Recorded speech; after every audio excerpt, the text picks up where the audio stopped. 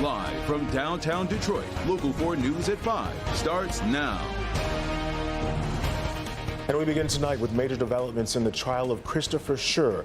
The jury returns to the courtroom, and it isn't because it's reached a verdict in this case. That's right. The jury had only been deliberating for about 9 hours when they sent a note saying that they could not reach a unanimous decision.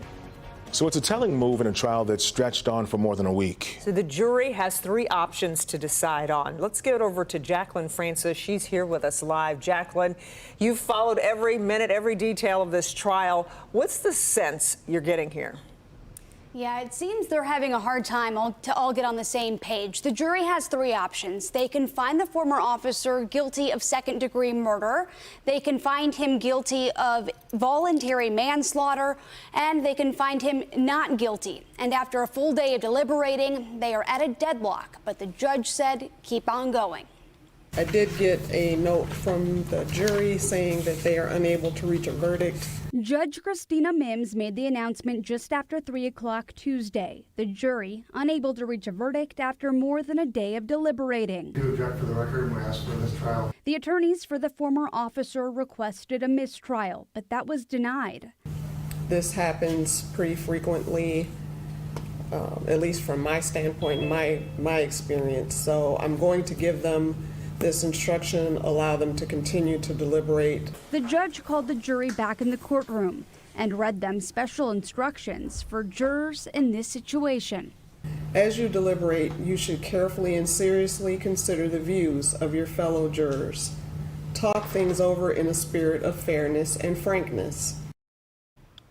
The jury has been sent home for the day. They will return tomorrow morning. So what happens if they can't come to an agreement in this? If they're truly deadlocked, then it basically is a mistrial, and it would be up to the prosecutor to decide whether they bring these charges again. They don't always refile charges after a hung jury. So the judge gave instructions for them to go back, talk about it, deliberate, which they will do starting tomorrow. Any idea how long they have? I mean, could they keep going for days? There's no rule book. There's no saying you can't deliberate this long or this short. So really, they're just going to have to work through it and see. But today, the judge said, I've seen it go longer. This has not been long enough. Get back to it. Yeah. Okay. Jacqueline, we appreciate you keeping us up to date, and we'll be watching it. They'll go back into deliberations tomorrow morning. First thing, 8:30 a.m. So Okay. they're right back there, and they just left within the last 30 minutes. Okay. We'll continue to follow it. Thank you so much. Demond.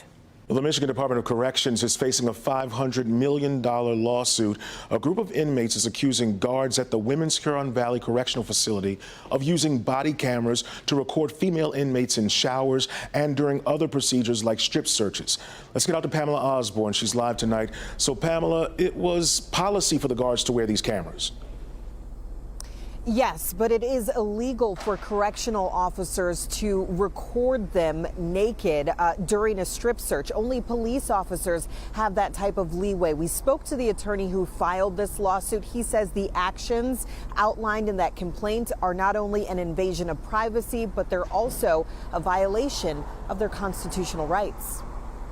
90% of the women have already suffered from some sort of traumatic event. More than 500 women say female guards at the Women's Huron Valley Correctional Facility in Ypsilanti recorded them in the nude during strip searches. Attorney Todd Flood represents 20 of them. He says the searches were not just illegal, but that the female guards conducting them made lewd remarks. If you can use your wildest imagination about opening up certain parts of your body, spreading certain parts of your body, bending over and showing us certain crevices of your body, and not in a tone of kindness, but in a tone of rude. One of my clients, who I just saw last week, said to the female corrections officer, "You're getting pleasure out of this, aren't you?"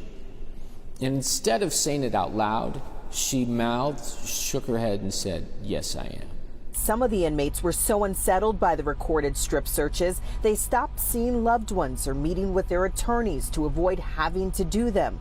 On March 25th, Flood says correctional officers stopped recording the searches, but the women, he says, are still being filmed in various states of undress. They're still videotaping them in the showers, They'll open up stalls of bathroom doors, and they'll videotape them in those positions. Their suit alleges prison staff were in violation of their own policy. It talks about anti-voyeurism, their own policy manual, and obviously they didn't read it or take it to heart and care to find it.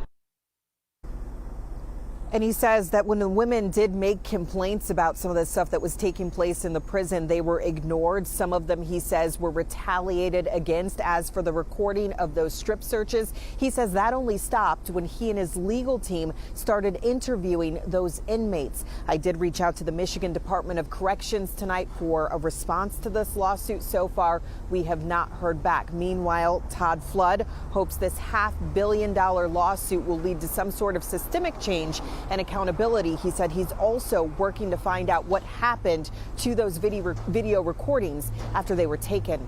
Reporting live tonight, I'm Pamela Osborne, Local 4. A lot to unpack there. Thank you, Pamela. The Oxford High School shooter's appeal for a new trial has been denied. The shooter's lawyers made the appeal after claiming he had poor mental health when he initially pleaded guilty, which was back in 2023.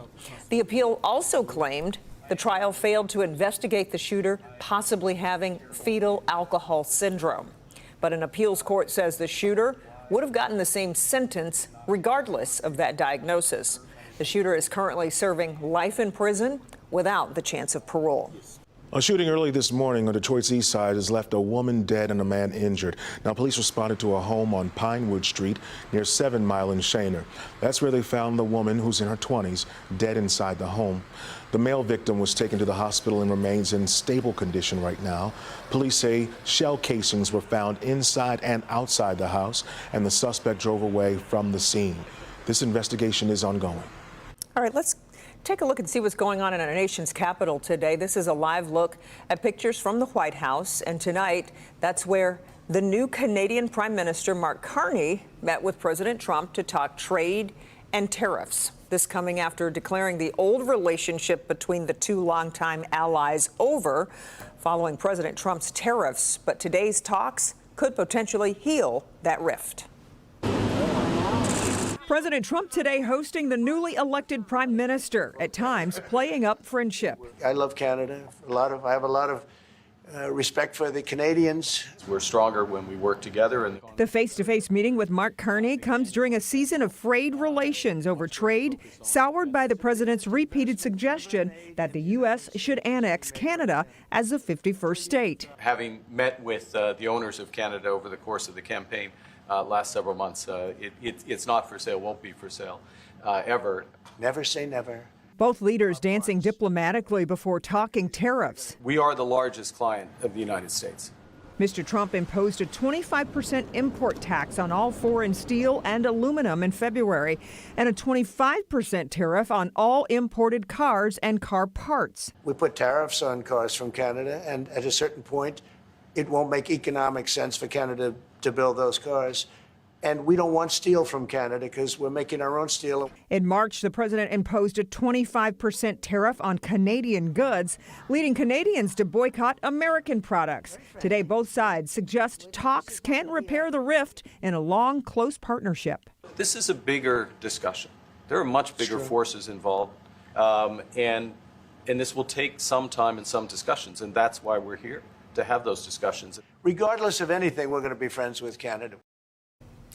And meanwhile, President Trump acknowledged there are no current trade talks with China, but says he wants to reach a fair deal to reduce that 145% tariff. The president says his administration will meet with China, quote unquote, at the right time. Now let's check on the weather as we take a live look at pictures from Metro Airport. You know, the rain is finally moving out after 2 dreary days.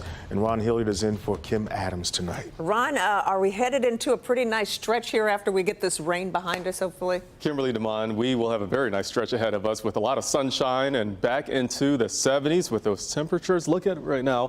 Things are calm in Southfield. Traffic flowing in the westbound lanes, eastbound, of course, closed on 696. We're at 58 degrees in Southfield, Detroit's east side, 60 degrees, Howell, 63, Adrian, 62. So we will see those temperatures going back up as we get that sunshine coming later this week. And even tomorrow, we will notice that sunshine and the temperatures up as well. The Track 4D radar showing that we are seeing some of the rain showers winding down depending on where you are, but there are still some spots getting the wet weather. As we go into Livonia, Westland, going into Canton, still got the showers. So if you're streaming this as a passenger in your car, driving along 275 or riding along, you will notice those rain showers along I-96 in western Wayne County. We have the rain shower. So coming up, I'm going to talk about when this rain moves out of here and also talking about that pleasant stretch. And of course, that Mother's Day forecast is ahead. You guys?